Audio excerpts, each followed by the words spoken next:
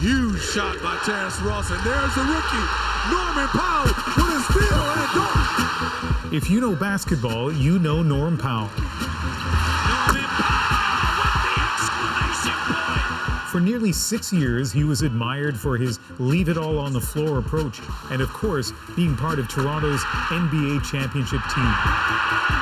Hey, man, hey, shout out to Toronto, shout out to the city.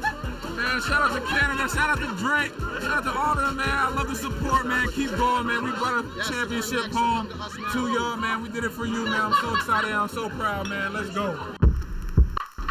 Off the court, Powell was a leader when the Raptors struggled to cope with the killing of George Floyd. Pretty tired and sick to my stomach to have to sit up here and talk about this again and continue this long fight that we've been fighting. After dealing with the summer of racial reckoning and living out of a suitcase as the Raptors stayed south of the border during the pandemic, Powell was just traded to Portland and forced to say goodbye to his fans in Toronto through a letter in the Players' Tribune. We caught up with Norm Powell in his new home after an emotional few weeks. Norm Powell, thank you very much for joining us. Thanks for having me. Excited to be here. It has not been long since your trade from Toronto to Portland. I know the immediate aftermath was kind of tough for you. How are you feeling about that now? I feel good now. After you have some time to let everything sink in, emotions. You let them go and realize that you got to stay in the present moment and do your job. I'm excited to be in Portland. They've been a great organization. Everybody's been so welcoming and kind, and helping me have a smooth transition here. What's it been like playing professional basketball during the pandemic? It's been interesting. Everything's been changed. Everything's different. We have so many different protocols that we have to follow. Limited time outside, limited time seeing family and friends. It's tough, because I've been on the road. I've been living out of a suitcase pretty much. I haven't been in a place particularly for a set period of time. So it's been tiring and a lot of adjusting, a lot of having to battle through mental fortitude just to be focused and having to go out there and do your job. This virus is serious, and we have to take all the precautions and protocols necessary to keep not only ourselves safe, but our loved ones safe as well. Let me ask you about another serious topic and take us into the dressing room after the killing of George Floyd. What was the impact on you? What was the impact on players in the NBA? Yeah, that was tough. It was very stressful for me.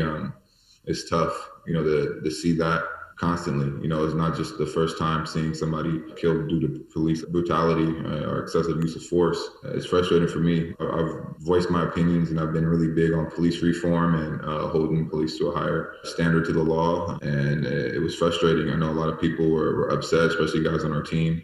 It was disturbing and disgusting. When you think about it still, it bothers me. The NBA and its players certainly made it very clear that there was an opportunity to speak out. There was an opportunity to wear your message on your back. But you had an interesting perspective on that. I want to play a clip from last year, you talking about the limited number of slogans that the NBA allowed on the back of the jersey. We're going to play that clip now. I felt like the list was very cookie cutter and really doesn't really touch the topics of what we're trying to achieve here. It's a topic where it's freedom of speech, and you're taking your name off the back of your jersey to put something that matters to you, because it is your last name that you're removing. It's you, and it speaks to yourself. So I don't think there should have been a list at all. Norm, what message would you like to put on the back of your jersey, or at least back then?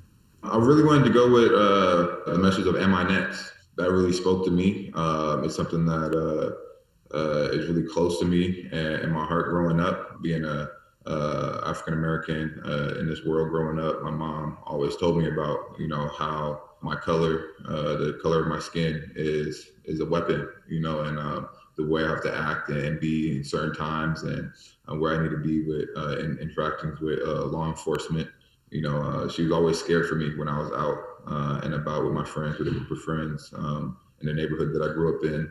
I think people believe that because I'm an athlete, because I'm in the NBA, I'm removed from what goes on in neighborhoods and communities of minorities, and just because I'm in the NBA, I don't see that or feel that. Police officers don't know that I'm an NBA player. There's so many of us, unless you're LeBron James or guys that are in the limelight like that, they just see us as another person. When I'm driving around or back home in my community and I have my cars and things like that, I'm always scared that, police officer is going to pull up behind me and suspect that, the car is stolen or whatever because of the type of cars that I drive and who's driving them. It still worries me going back home in my community because they don't know. I was pulled over when I was in college going to UCLA, and I was with my girlfriend at the time. And she was white, and the first thing they did was question her. Was she safe? Is she in harm's way? This, that, and the other. And then questioning me and my friend, like, are we gang members, this and the other? And I remember telling them, like, you don't even know who you're talking to. Like, I go to UCLA, I'm an honor roll student, I'm on the UCLA men's basketball team. Like, you can Google me, this, that, and the other. And when he went back to his patrol car, he came back and had a totally different demeanor with me. But before he was asking me if I was a gang member and all this, that, and the other, because I was back home in my Southeast San Diego community, and I had a white girl in the front seat, and right there, it just shows you that it doesn't matter. It doesn't matter what your career is or what you're doing. They see you one way. And I won't say all of them do, but a lot of them do, and I'm not exempt from that just because of however much money I make or what my profession is. So let's make a happier turn now. You mentioned Toronto. What do you miss about Toronto other than all the love? Is there anything else? I miss the city. I'm a very big vibe person. And I thought I touched on that in my letter to Toronto. Just the vibe and the feel that I got when I first got there. I've loved it. I was staying in a high-rise condo, and I always loved just being able to look out at Lake Ontario and the skyline view of downtown, and just really take all that in. I'm gonna miss Copacabana. That's my favorite spot to go to downtown. So I really love the vibe of Toronto and the feel of just being there, and how diverse it was, how friendly everybody was. I love the city of Toronto. Norm, in that article in the Players Tribune, you talked about how Kyle Lowry told you that you will be a Raptor forever. You'll be part of that championship team forever. And it meant a lot to you. It meant a lot to me, now that I'm able to sit back and think about it. I'm not a player who always talks about himself or looks back at everything that he's accomplished and things like that. But now that I'm away from it and looking back at everything that, I was able to do and, achieve in my time in Toronto, it means a lot, to be etched in history that, people will talk about what you've done for the city, for the team, for the country forever. Even I wouldn't have been able to dream about as a kid. So I'm going to hold that near and dear to my heart. Norm Powell, thank you so much. Thanks for having me.